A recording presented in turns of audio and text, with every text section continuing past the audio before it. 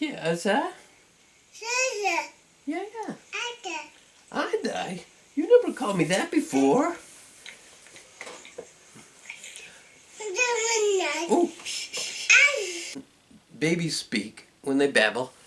They talk in full syllables, what we might call bigrams and trigrams.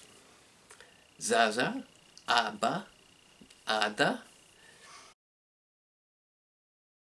And that's probably because they picked these up from hearing words around them, full words.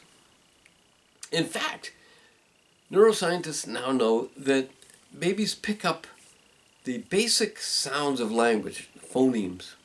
There are 44 of them in English, and they pick up these in the first 9 months of life.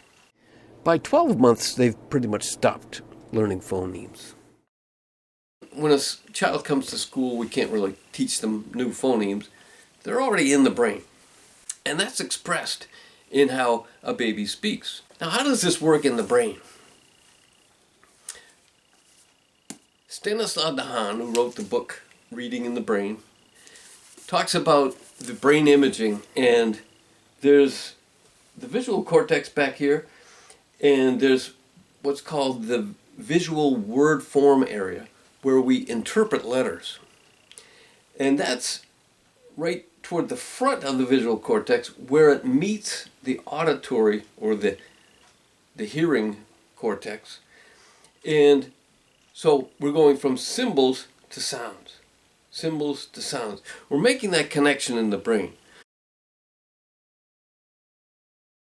Here's a great illustration by Pagano et al. Showing the visual word form area in red and how it connects with the other language areas. I'll post this below.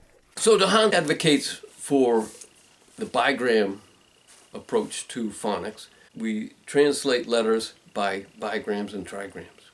These kind of small letter clusters gradually build those up into larger letter clusters. Wait, one more thing. Here's another case for bigrams and trigrams. Okay, no is a bigram. If we add the T at the end, suddenly the O changes to an ah sound, and it's not. And if we add an E on the end of that, no to not to note, now the O is back to the O sound. So this might be kind of confusing if you're reading letter by letter. You've got to look ahead and then look back. You're reading in this direction, and then you've got to look back to see how to pronounce the O. At, bat, all, ball. It's the letters at the end that make the call. If you're reading by bigrams, you already know the no, and you know that ought is OT. And eventually you learn that the trigram OTE is pronounced oat. So this is another case where it makes the reading more fluent. So I rest my case for the bigrams, trigrams use of phonics. So what do you think about that?